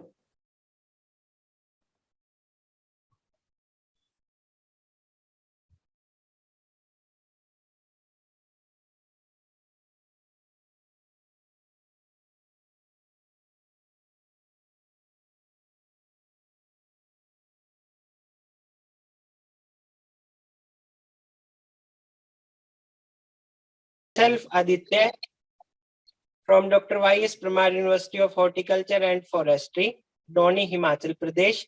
The title of my presentation is Optimization of Blue Oyster Mushroom Cultivation Using Locally Available Substrates and Materials in Subtropical Zone of Himachal Pradesh. So as we all know, edible and medicinal properties of mushroom were known to since immemorial. Mushrooms are highly nutritive and considered as a complete food, but the pace of production and consumption is very slow and low in India. The total mushroom production in world is about 36 million tons, and out of this, the China is producing 26 million tons of mushrooms, and India is producing only 5 lakh tons of mushroom. So there is a huge possibility of growing mushrooms in India. So India is an agrarian country where more than 65% population are dependent on agriculture. India is producing more than 800 million tons of crop residue, and if 90% of crop residue of this crop residue is used in some other purposes and only 10% is used for mushroom cultivation, we can produce as much as of mushroom the whole world is producing today. So my study is on oyster mushroom. Oyster mushroom are having potential of converting different agro wastes into valuable protein. So among oyster mushroom, my focus work is on Hypsizygus almarius, which is a novel species of mushroom having very high yielding capacity, blue color pinheads, large fruiting bodies, palatable with meaty flavor, attractive keeping quality, and with high medicinal value. Since very few studies were undertaken on this mushroom in North India, hence keeping in view of high biological efficiency and its keeping quality, the investigations were carried out. The study was carried out in Department of Plant Pathology, College of Horticulture and Forestry, Neri, Hamirpur, Himachal Pradesh. And for preparation of span, which is mushroom seed, we use 7 different types of grains. And for growing these grains, we select 7 different type of agro waste, that is wheat straw, maize straw, pine needles, lantana leaves, curry leaves, sawdust, and wood chips. And to enhance the performance of mushroom, we use 6 different organic supplements in our study. All the experiments were carried out in CRD design, having 3 to 4 replications, and analyzed by using statistical package of program OPStat. So coming to the results, this is the effect of different nutrient media on mycelial growth of blue oyster mushroom. 5 different nutrient media were tested for mycelial growth of mushroom, and we found potato dextrose agar medium best for its growth, and minimum growth was recorded in carrot extract agar medium.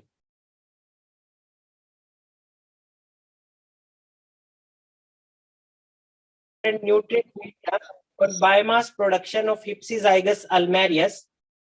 So this table depicts that maximum biomass was observed in carrot extract growth, which was statistically at par with PDA, and least biomass was observed in Asthana and Hopper growth medium. Please next slide, sir. So table 3 depicts effect of different pH on mycelial growth of Hypsizygus almarius, and among different pH we found pH 8 best for mycelial growth of blue oyster mushroom, and among different temperatures we found temperature of 25 degrees Celsius optimum among all the other different temperature tested. Please next slide, sir.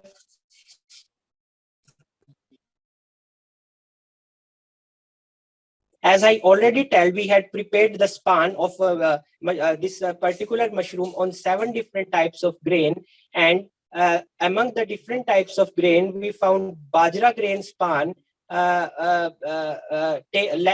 have taken less time to complete the full mycelial growth, that is among 11 days, and maximum time was taken by barley grain span in 19 days. Please next slide, sir.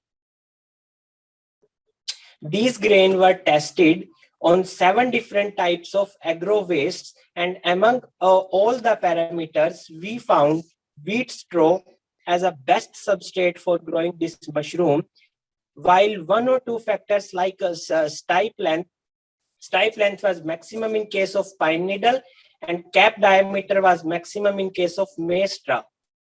So please next slide. So we had also tested 6 different organic supplements, and out of these organic supplements, we found cotton seed hull best, which enhanced the yield of mushroom up to its double. Please next slide, sir. And this is the commercial evaluation of best substrates and supplements for production of Ipsizygous almarius. We had taken 3 best substrates, that are wheat straw, maize straw, and pine needles, and supplement with them 3 best supplements, that is cotton seed hull, gram flour, rice bran, and among the best grain span, that is bajra grain span, and with the best span dose, that is 5%. We make these 3 treatments and grown the mushrooms, and we found the combination of wheat straw plus cotton seed hull giving the biological efficiency of 224%. Please next slide, sir.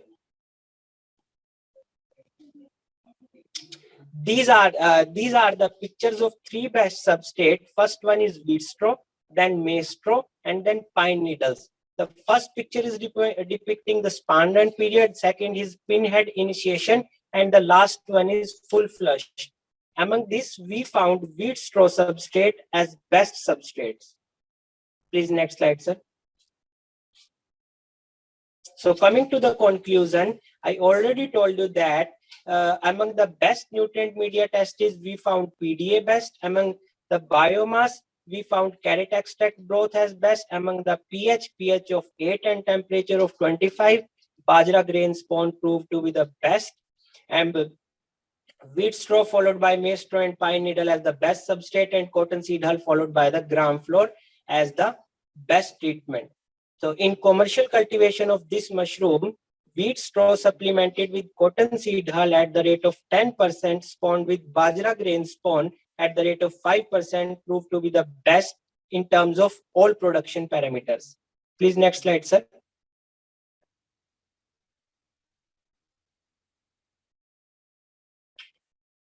In rural area, second one is malnutrition. As we all know, mushrooms are richest in protein, so this can solve the problem of malnutrition also. And environmental pollution. As I have already told in our study, we had tested 7 different types of agro wastes and industrial wastes for production of this mushroom.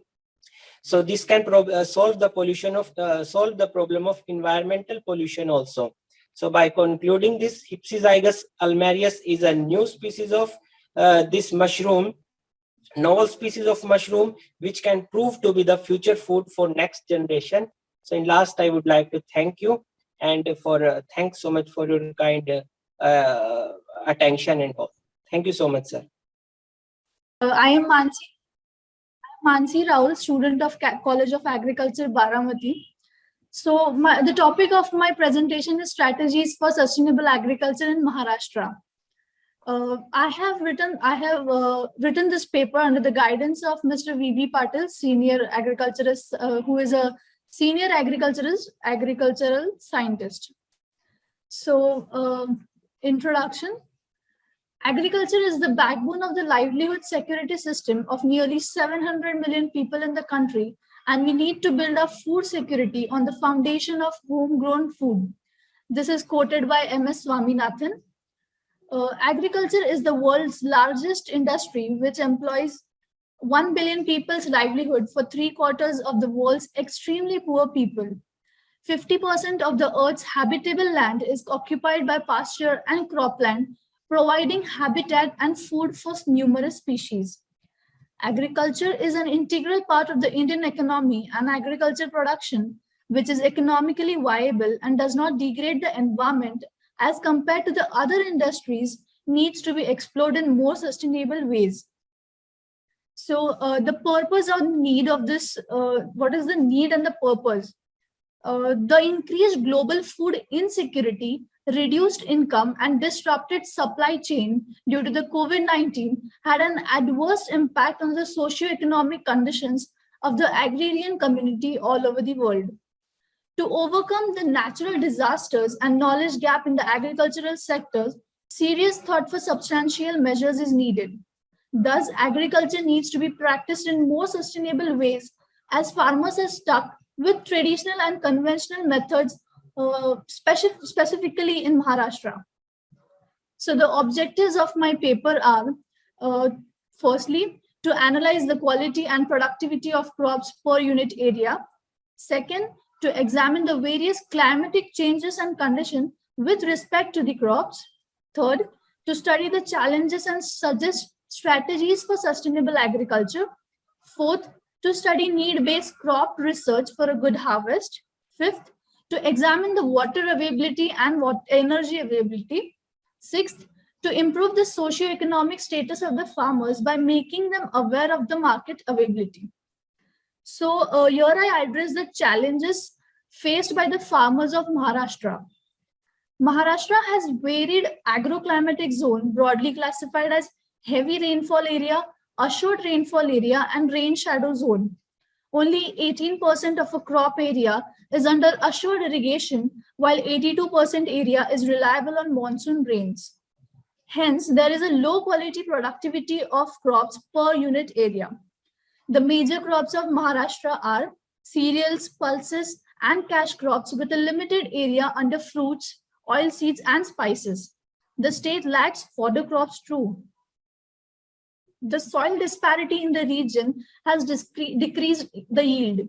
The water table and the soil health in Maharashtra are depleting due to the traditional irrigation methods and more area under the cash crops. Though the state has four agricultural universities, there has been a gap between the need-based research and extension activities. Due to the weak agricultural extension network, the agrarian community of the state is unaware of the modern high-tech methods of pre- and post-harvest and is still with the rural traditional mindset of cropping.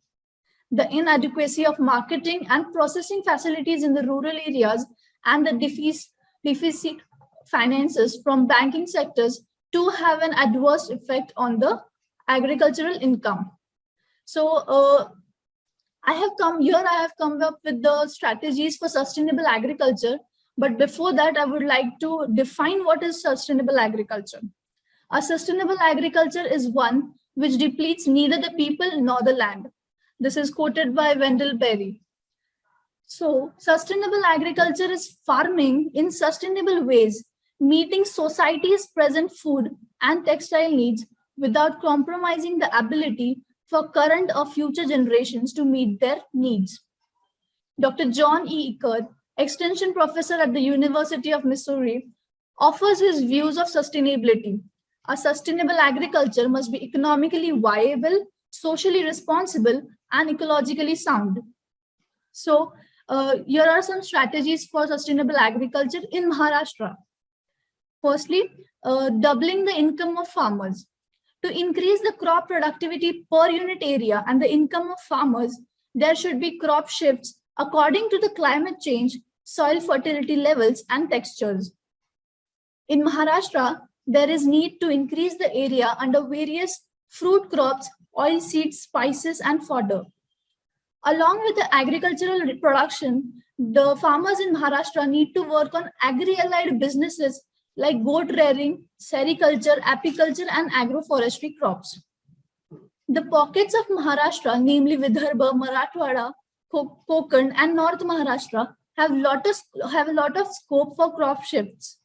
For example, shifting from monocropping of crops like cotton, sugarcane, or to multi-cropping like fruits, which includes custard apple, guava, lemon, pomegranate, cashew nuts, and pineapple, oil seeds, which include sunflower, sesame, groundnut, and mustard, spices, which include turmeric, ginger, areca nut, black pepper, and garlic. So according to the climate, the uneven climate changes in the region are a major threat to the crop yield and quality, which the farmers are unaware of. Government institutes, research centers, and universities should take lead to provide the information at the earliest. The government should provide a small observatory for the climate changes at every taluka. Soil health. Compared to the other states, Maharashtra soils have low organic carbon content. Farmers in Maharashtra primarily make use of only nitrogenous fertilizers and do not take into consideration phosphorus, potassium, and micronutrients. So we need to increase the organic carbon content and optimum microorganism population into the soil to maintain the fertility of the soil. This integrated nutrient management, that is I&M, should be adopted on a large scale in the state. Eco-friendly activities like green manuring, minimum tillage, and proper degradation of the crop residues are needed to be followed. Monocropping has also adversely affected soil health. Moving toward the strategy of water management, recharging of wells, bore wells, ponds to recharge soil aquifer. Constructions of community bunds or check dams on small rivers and nala bunding should be encouraged. Water transportation of water should be through a closed pipe network instead of open canals. Adoption of various effective techniques like drip and sprinkler, fertigation through irrigation water for crops is a must. Optimum energy resources. Energy is less utilized by agrarian communities as compared to the service and industrial sectors. Adaptation of solar energy should be made accessible in the agricultural sector. Pre and post-harvest activities. The pre and post-harvest activities like soil solarization, soil drainage, and raised-based technology for vegetables should be adopted. Proper seed rates should be observed, especially in cash crops. Addition of the soil-based manures like neem cake into the soil. The post-harvest activities like harvesting at the proper stage, grading and sorting of the crop yield, proper packing and storage should be followed meticulously. Relevant transportation facilities, particularly for fruits and vegetables, should be adopted. Increasing the percentage of processing fruits and vegetables. So research. There is a dearth of need-based and crop-based research and access to the research from the lab to the land.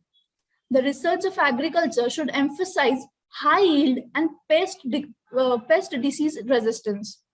Research in agriculture should be competent with the world technologies and integrated with global research. There should be collaborative educational programs for students right from schools to the research level. Extension network. The major lacuna in the agricultural sector lies in the weak extension network policies and framework. Training centers should be made available to the farmers in more number. Frontline demonstrations should be organized every 6 months. Farm producers' organizations should be strengthened and widely spread. Financial support.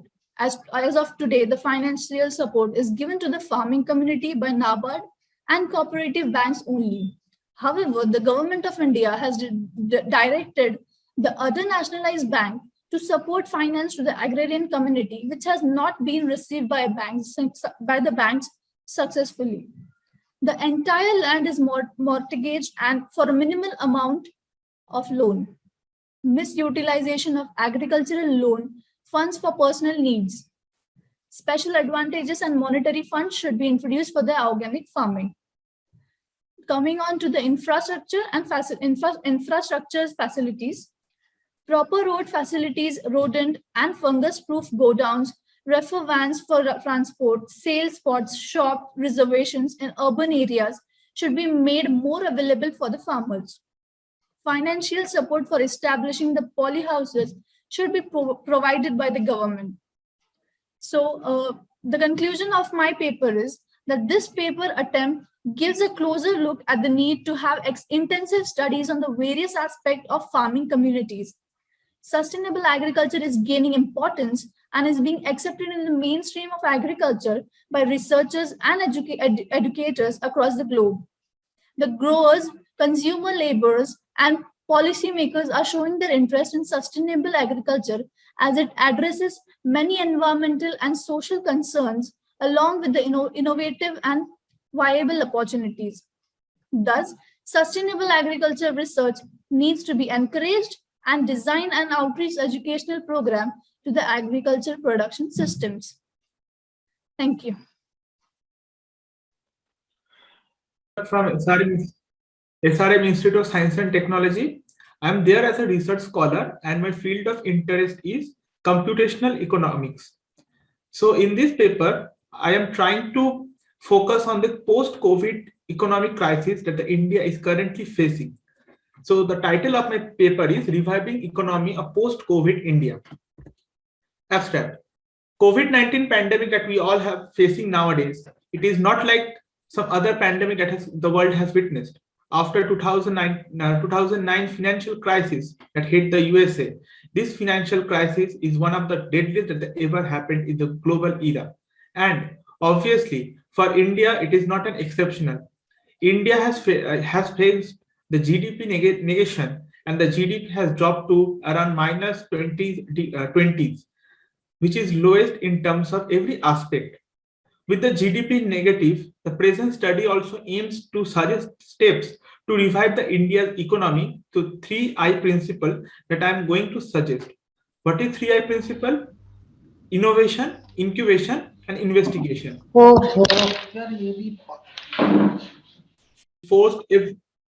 Which forced every nation to impose strict lockdown. Thereafter, the COVID pandemic has obviously affected every household. We are confined to our houses. We are not able to go to work. Everything has become online. Even this conference we are conducting in a virtual mode. So this pandemic has forced us to do everything in a virtual mode. But economy cannot run virtually. India, it have the world's largest informal sector. The unorganized sector in India is more. So in this parameter, in this case, it is very difficult to confine this huge population in a home. So like we have witnessed, the migrant laborers going from one state to another, returning from Maharashtra to Bihar, Uttar Pradesh. So that produced a horrific picture of the India's economy. If we leave aside the humanity part, that part alone has moved a very deadliest of the India's economy in terms of the humanity crisis, in terms of the migration crisis, and obviously in terms of global diplomatic crisis. So the multiple agencies are working continuously, and multiple strategies we are picking up to make this outbreak currently focused and to make this count in a systematic manner. The statistical tools we are using the quantitative analysis as well as to control the spread, as well as the therapeutic development of new treatment, that is the vaccine. The vaccine, now the Omicron is spreading. So in this case, whether the vaccine is effective, whether this vaccine will able to contain the spread of the Omicron, because if Omicron is again spreading, the government will force to have another lockdown, which will affect the Indian economy once again. So the module and methodology we have used, this survey was conducted by the Center of Statistics and Analysis with collaboration with Jansdale Bharti Foundation. The 7 people were engaged in this process. It took 23 days to complete this process, and they have surveyed 1,000 people, out of which 38% belongs to the IT sector, 14% belong to the educational sector, 40% belong to various other sectors like agriculture is businessmen, and 8% they belong from the healthcare sector. This is what the survey has generated. Around 636, during the first wave, around 636 people have faced the pay cut.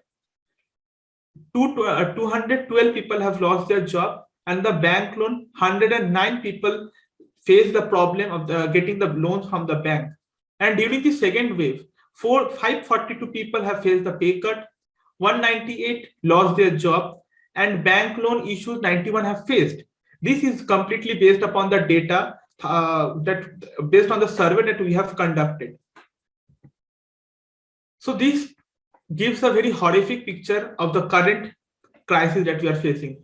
Around 179 people, they favor that they have slept hungry during the COVID pandemic, and at least 419 people have died out of the 1,000, and 72 have faced the oxygen shortage, that is 7.2% of the total, and fully vaccinated, that shows the spirit of India. Out of 1,339 people are already vaccinated when this survey was being conducted.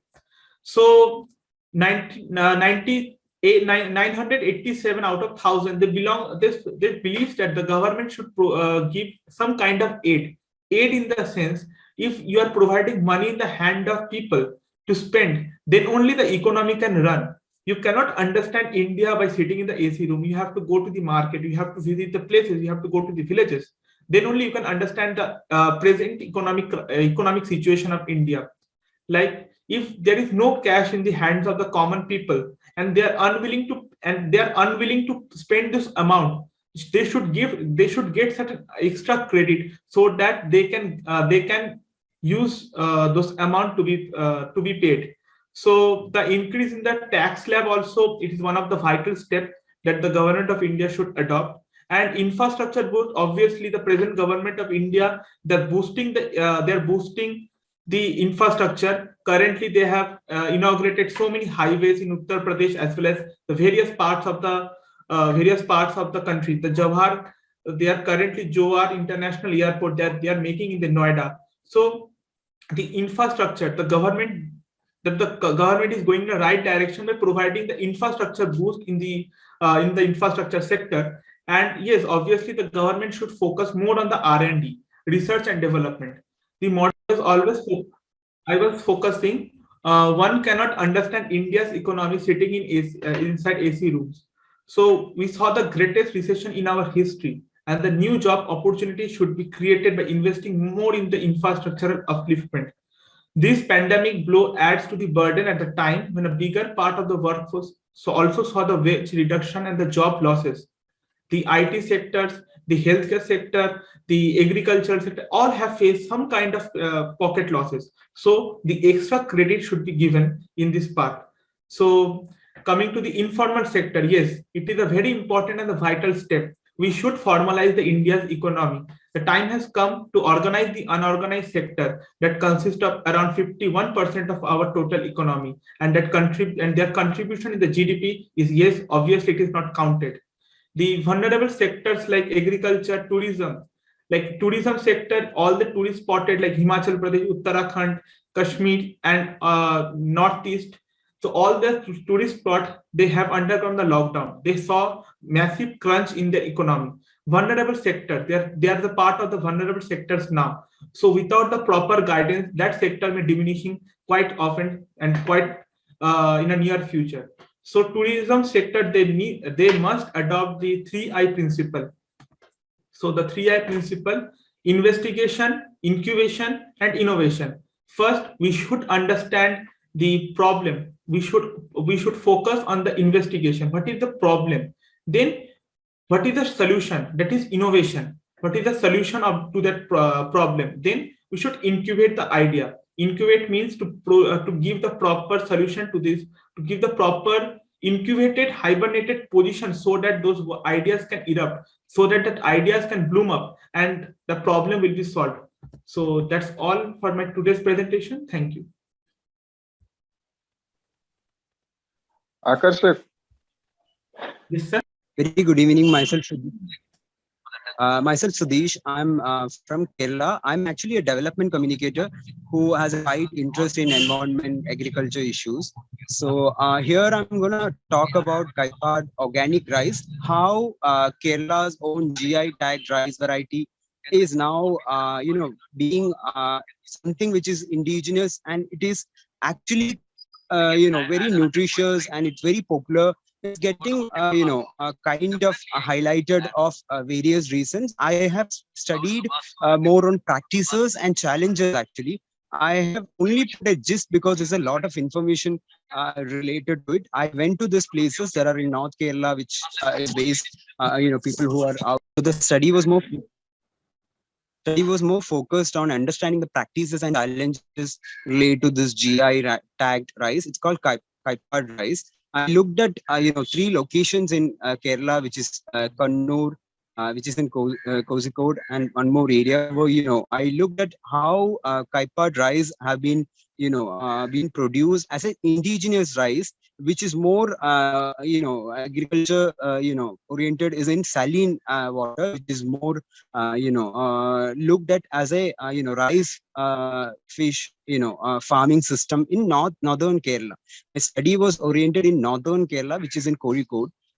So I wanted to highlight Kerala, having the background of having staple cereal food as rice, and we can also look at across world Asian, countries also, mostly around 21% of population studying the. I focused on studying the challenges and practices related to the GI, the GI status of Kaipad rice. The rice is extremely, tagged as very nutritious, and it's been produced in 3 locations in Kerala, which I have visited the places. I understood that this is more on saline water. So the system of agriculture itself is a very unique. The practice has been, done in a very generation wise. So people have been using this more on, production on agroecological conditions. Actually, it's a very unique, I would say, because when we look at aspects on saline water and the system of agriculture, Kaipad way of agriculture is very unique actually. So I'll go to next slide. Yeah, I had briefed about the staple food of, being rice as a staple food of Kerala. Even Asian countries has, even Kerala has around 12% of gross crop areas in state, which is more paddy. So there are new, updates on the versions of, Kaipad rice being developed. There is this research team from the Kerala Agriculture University is researching now. So this is now traditions has been there for a very long time, but with the we can say a little bit of advancement in our food, diet, lifestyle, plus I would quote globalization also. So there have been a lot of gap in protecting or using this kind of indigenous rice. I would quote specifically such a quality, or you could say nutritional stuff. There have been a slight gap in the kind of process which Kerala have been using the Kaipad rice. So mostly in Kerala, Alappuzha and more on Palakkad is the places where rice is more widely used. So I would say from the data which I collected from government departments, people, there are societies which working for this. So I found there's a steady decline in the area where rice cultivation have happened. That is from 1980s now.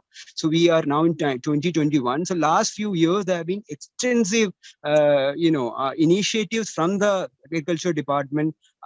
Plus there have been civil society, NGOs, to actually revive this process of protecting this. I found I met people who are extensively working, who have a traditional knowledge, indigenous knowledge on this stuff. So there have been a long break or gap, I would say.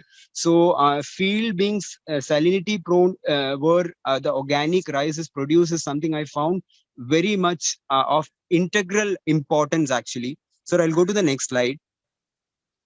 So I wanted to highlight the method of study. I have done a focus group interviews. I've used qualitative method of studies. So I would definitely have included the paper, full scale paper, all the details, because it's been last day, and then I didn't want to extensively make a very larger slide, and because very detailed this kind of method and collecting information, thematic analysis. So I found a lot of information from secondary sources, because there are few studies, literatures. Basically, I have all those informations on what kind of literatures were available on this kind of study, the agriculture aspect of it. So I would conclude as a background, because this is an ongoing kind of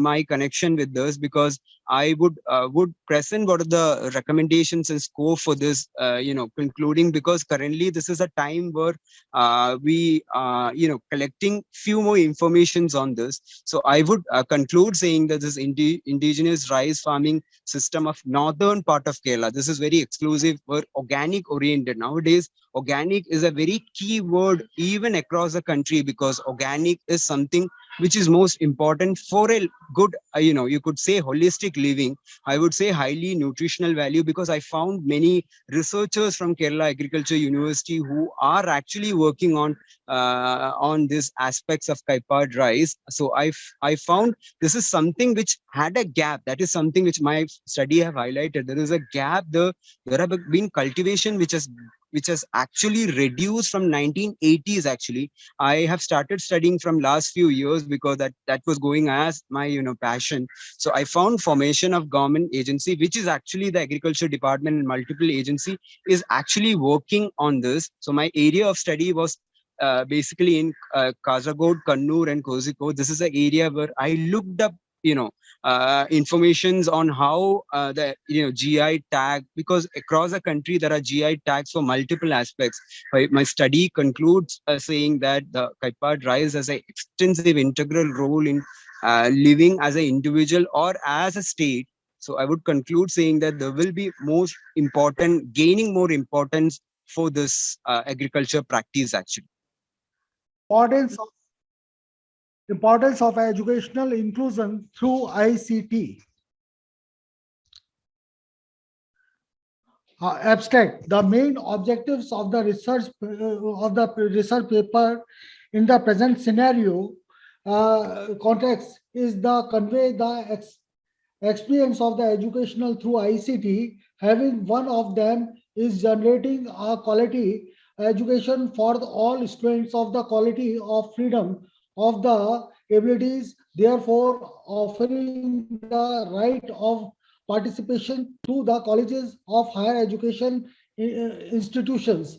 Through the universities, we can verify that the students, through the use of ICT, the visual platform, they can access educational material, e-learning through activities and forms, among others, real experience of the living conditions, or others real or acceptability become an inclusive education learning opportunity for students by isolating and including the situation of thus created by the educational system, adapting to the need and rhythms of learning.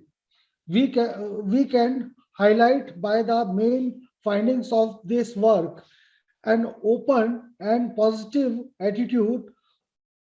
Furthermore, from our experience as teachers in the university, we consider it necessary for them to claim their employment in educational inclusion through ICT. The need to remain a source of enrichment and improvement in the learning process of the students. My keywords are educational inclusion. Second one is ICT, then e-learning, learning opportunities, and positive attitude employment.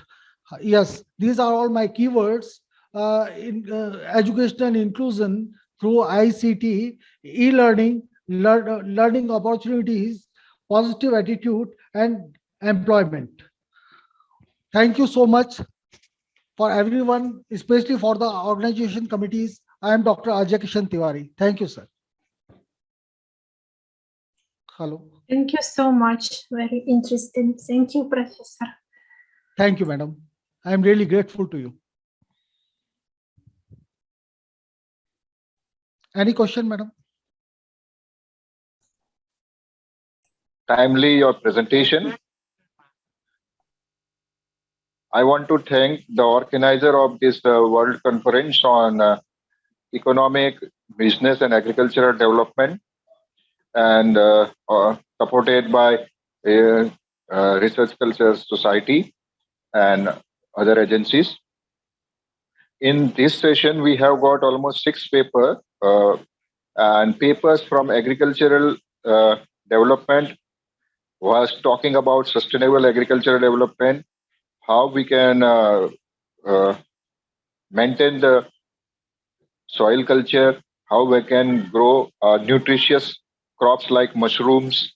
And we have come across one paper of Kerala who was talking about GI tag rice production and cultivation in Kerala.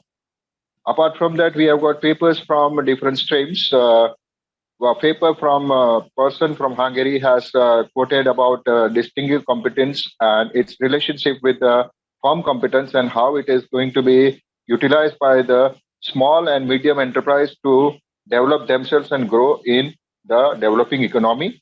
And one more paper from author was talking about how post-COVID Indian economy can be grown, and he has proposed something.